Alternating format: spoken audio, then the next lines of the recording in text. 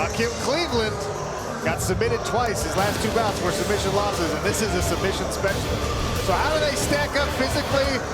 A lot of similarities between these two gentlemen. Rakim Cleveland, a couple inches taller, got that advantage in his leg reach, but the shorter fighter, Viktor Nemkov, actually has the longer reach in the arms. Both weighed in at exactly 205 pounds. Lillian Garcia restarts our light heavyweights inside the PFL cage. All right, fight fans, we have 3 rounds in the light heavyweight division with another classic matchup between Russia and USA. Introducing first, fighting out of the blue corner. He specializes in combat sambo. Standing at 6'1", weighing in at 205 pounds. In 33 professional bouts, he has a record of 26 victories and 7 defeats, with 12 wins by submission. Making his PFL debut, fighting out of Staryasko, Russia, here is Viktor Nemkov. His opponent, fighting out of the red corner, he is a boxer, standing at 6'3", weighing in at 205 pounds. In 32 professional bouts, he has a record of 19 victories, 11 defeats, 1 draw, 1 no contest, with 12 wins by knockout. Fighting out of Baytown, Texas, here is the boogeyman, Rakim Cleveland. Your referee in charge is Kevin McDonald. Rakim Cleveland in the silver shorts, Viktor Nemkov in the golds. Combat sambo specialist versus a boxer who's been concentrating lately on his grappling. You ready to fight? Let's go! Eve, a lot of this I think is going to be that distance and footwork if Rakim Cleveland's going to be successful in this one. Yeah, he also wants to keep the pressure on though, so he's got to back Nemkov up with strikes to keep that distance. And he believes that staying in Nemkov's face because Nemkov is uncomfortable getting hit. Cleveland, the southpaw. Nemkov came out in the orthodox stance.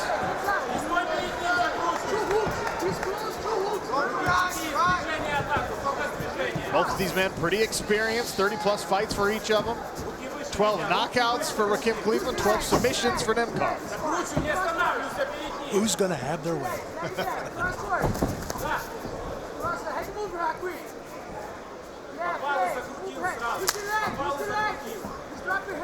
Lead leg kick has landed a few times for Nemkov.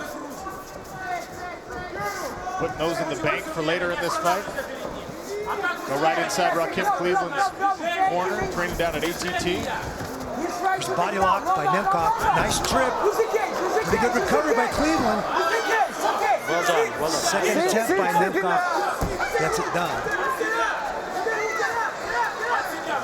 And he's elevating the legs of Rakim Cleveland as he climbs up so that Cleveland cannot put the feet on the ground and scramble back. There's a choke attempt coming. He's got to fight those hands. He's got the anaconda choke in. He's trying to settle it. He's going to sink it. Look to him to turn to the left and start to put that choke on. Cleveland bellying, trying to walk up and step over a leg now so Cleveland can't get his hips away. Cleveland's doing the right thing by not allowing him to circle. You can't let Nemkov step up and step over. That choke is pretty tight already, but Cleveland's doing the right things. He's got to get his elbow back if Nemkov can go belly down and force him to go belly down also. That's a bad move. They stepped up and closed the distance. Now there. Nemkov has got his hips in this fight and using that. Oh, Good job. nice job by Rakim. I guess he did do his homework. He got out of a tight one. Well, he talked about recognizing submissions before and defending them before they're really all the way sunk in. That was a tight spot for him to be in, but now he's back on his feet where he wants to be. Nods a little good job there to Viktor Nemkov, and they get back to it.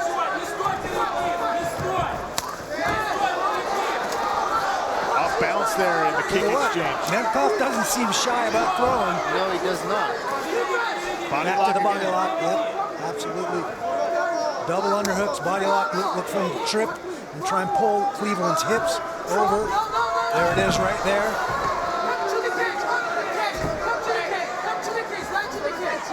You can hear the corner there telling Rakim Cleveland, come back to the cage. Use it, walk your back up the cage. Don't give it back here. Who's the cage? He's got that leg up on a shelf, Viktor Nemkov does. He does, but it's the wrong leg. If Rakim Cleveland could get his left leg out. Right underhook, looking right underhook. Look inside the corner of Rakim Cleveland. There's the knee shield they're calling for. Right hand underhook, right hand underhook, right hand underhook. Right hand underhook they were calling for. Underhook is everything. Evil cosign. Back to the Here it is anaconda again. choke. A favorite maybe Get it for tight Viktor here. Nemkov. Roll them all the way through. Rakim capturing those hips, trying to keep getting those hips into this. To choke a guy with your arms, you've got to apply your power, which is your hips. Cage walk there for Nemkov to try and close that space that Rakim's buying himself by pushing against the hips.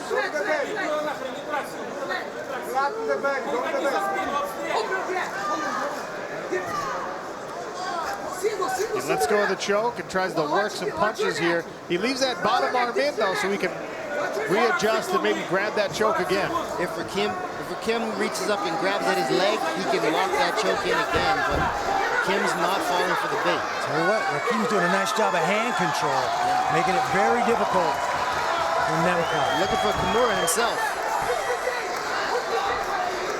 That's a 20 good way. seconds left in round one, and he grabs that Kimura. That's a good way to break someone's arm or get yourself slammed in the standing position, but he's in a good spot right now, except for those punches to the ribs.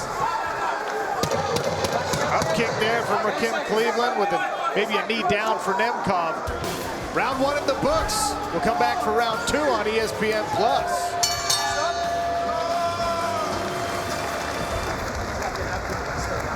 Here's the first takedown from Viktor Nemkov. The step around body lock, tripped him down, had the second effort because Rakim almost got back up. There's the first escape beat from that anaconda attempt. Yeah, I believe that Nemkov didn't feel that it was sunk in right. He would have been able to hold the position, but didn't get the finish. Right here, it's a good outside trip. Round two. Good position here, keeping Rakim Cleveland's legs high. And then circling to the back, looking for good position again. Took a look inside the corner of Rakim Cleveland during the break, and they're asking him to pummel more on those wrestling exchanges. Don't get taken down. Easier said than done, of course. But Krzysztof Jotko in the corner, talented middleweight. They want him to let his hands go, box mode. Nemkov controlling a lot of this fight on the outside of the ring, and most of that was on the ground. About 70+% of the fight has taken place so far out there.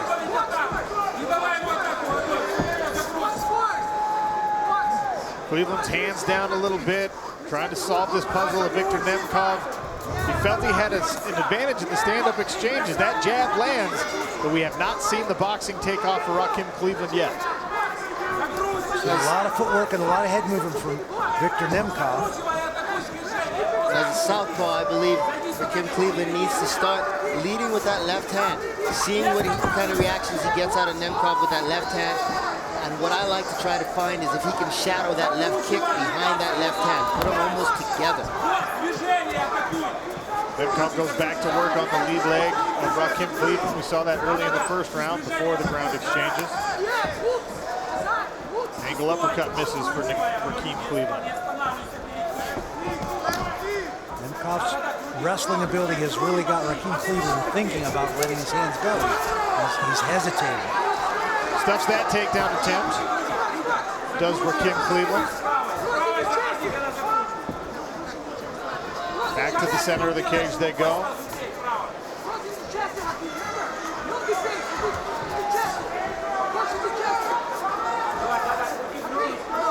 Kim's got to lead. He's waiting a little too much. He's got to lead.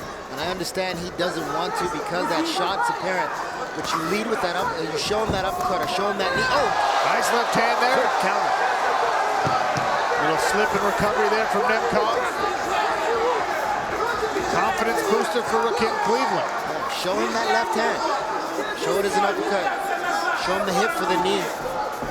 Make him uncomfortable coming in. Make him hesitant while you're not. A quick little counter punch. Caught Nemkov right on the button and put him on his butt. Cleveland does have fast hands. Nice body kick there from Cleveland from the power leg. Calling for some action, trying to goad Viktor Nemkov into an exchange here. The Russian is very, very experienced.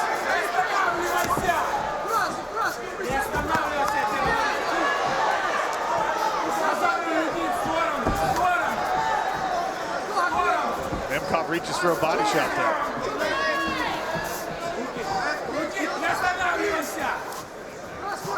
He's got to be careful doing that. That's what puts his head right in the pocket.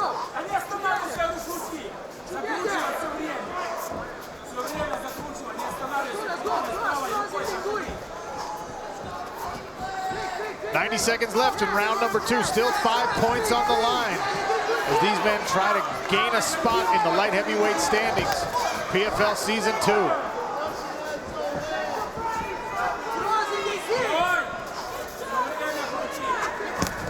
Steps in with that switch right hand. Now a left lands for Rakim Cleveland. Rakim's getting a bit more confident on the outside. He's starting to initiate these attacks. Nemkov keeps throwing that lunging right hand. He lands switch stance when he does it. Rakim Cleveland trying to figure that one out. Proper distance and take advantage of that uppercut range that Randy was talking about.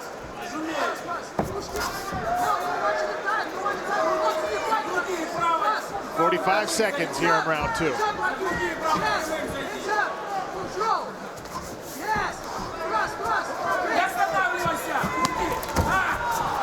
An entry right hand and the takedown attempt. Rakim Cleveland shrugs it off and answers with a little combination. Inside of 30 seconds here. Big left hand from Rakim Cleveland. That's what I want to see him do. Start to lead. If he wants to take over this fight, he's got to lead and punch on the brakes like he's been doing. But leading is the key.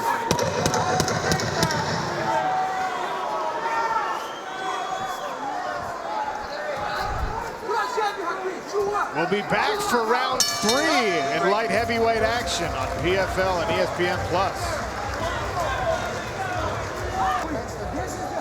Sean O'Connell, Randy Couture, Yves Edwards, cage side. Ahead of round number 3 in light heavyweight action, Rakim Cleveland out of the United States and Viktor Nemkov from Russia. A left hand that dropped Viktor Nemkov. Really quick counter. When you lean in and throw that body shot on the open stance fighter, that counter straight punch, whether it be the left or the right hand, is beautiful. Perfect timing. Good body kick by Rakim. And Rakim's starting to open up. He needs to follow up with these combinations though. Got this 1 round apiece. Nemkov with the first round. Cleveland with the second round. I agree with you. I would never disagree. 3 points to the victor, and potentially, if one of these men can get a 3rd round finish, an extra bonus point, which, if I'm not mistaken, would be good right now for 2nd place in the PFL light heavyweight standings for season 2, behind Bozagita Tayev. First regular season matchups in all the weight classes. The final 2 weight classes, light heavyweights and heavyweights tonight. The 2nd regular season matchups coming up here in Atlantic City in a couple of weeks. Those points are accrued to see who the top 8 are to go to the postseason. Fight the quarterfinals and the semifinals in one night. Get a shot at that $1 million. Ooh, cup check. Little cup check there on the exchange. They tied up. Looked like a clash of the foreheads too as Nemkov closed the distance, maybe attempting another trip. The always painful replays. Maybe more of a glancing blow. Yeah, but when you glance against that cup slides up. And you know what it's like down there. Everything hurts. It was more of a shin. He's probably lucky the knee missed, and it was more of his shin that caught him. Rakim Cleveland is allowed a maximum of 5 minutes to recover. He'll take his time here, catch his breath. If you swing a feather hard enough, you can hurt a man down there. I mean, that's very dangerous, throwing anything in that area. It's always interesting to see the rituals people use to recover from the cup check. None of them work, right? So, there's the bounce up and down. There's the bounce up and down. There's the shake the cup out.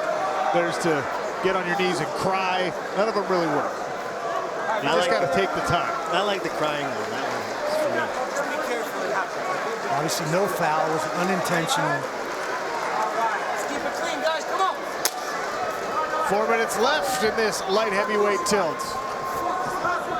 A show of sportsmanship and respect, and they get back to work.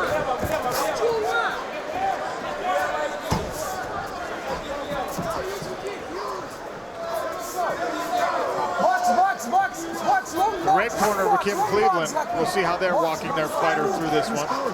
He don't listen. He don't listen what he's trying to tell me. Yeah, reset the jab, yo. He's lean. Yeah, you got it. He's showing again. He's showing again. Cross jab, cross jab. He's come to me, Cross jab, cross jab. Arms up, keep your arms up. Да, крути, Yes, крути, yes, крути. yes, keep spinning. Из движения. And Когда go from the смещаешься motion. влево, заходи с атакой. When you go to the left, attack. Да. Yes, yes. Только не по прямой. Don't do the straight line. Go Закручивай. spin it, Закручивай. spin it. Сколько ты ударов выбросил там? Закручивай. Keep spinning. Да. Все Yes, время yes. влево. So you heard from Cleveland's corner a little displeasure at the fact that he wasn't necessarily listening, and now he gets taken down. Nemkov trying to seal a victory with a third-round takedown here. Big knee to the thigh of Rakim Cleveland, who works his way back to his feet. And that's a technique that I feel is missing a lot in mixed martial arts. A lot of people don't use that technique. When you're behind somebody, it's very hard to defend that. You take away a lot of motion. Nemkov trying to find a way to put Rakim Cleveland back down on the mat. Cleveland doing a good job of trying to fight hands, keep his hips away, put pressure on Nemkov's arms.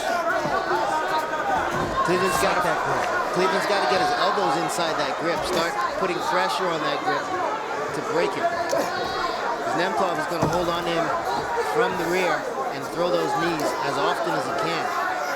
Notice he hasn't stopped. He's alternating between throwing the knees and looking for the takedown.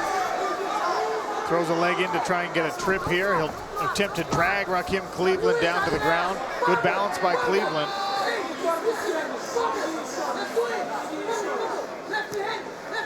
Approaching 90 seconds left here in this bout. Good body lock attempt coming from Nemkov here. He's got double underhooks. Rakim trying to pummel in, get that underhook, and pull Nemkov back up chest to chest. Nemkov working the knees in the cage wrestling right now, but if you look down there at the bottom of your screen, those CompuStrike numbers, that's one of the fastest strikes we've seen all season long, and I think certainly the fastest we've seen out of a light heavyweight. 30.6 miles per hour from Viktor Nemkov. It's a big punch. He'll use that big punch to set up that entrance to get in on that takedown. Staying busy against the cage here. He's got Rakim Cleveland pressed up against it. 50 seconds left inside of a minute. They disengage, and Nemkov goes right back to work. Completes the takedown. Rakim's got his neck. Can he finish it here? Guillotine. And Nemkov is fighting it. It must have been tight. Tight enough to be able to address it. He pops the head out and secures the position inside of Rakim Cleveland's guard. Tense moment there for Viktor Nemkov.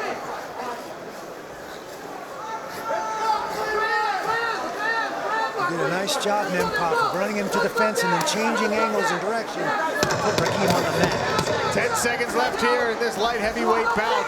The debut for Viktor Nemkov. Cleveland trying to get back to his winning ways. We'll see how the judges saw it when we come back. Professional Fighters League on ESPN+.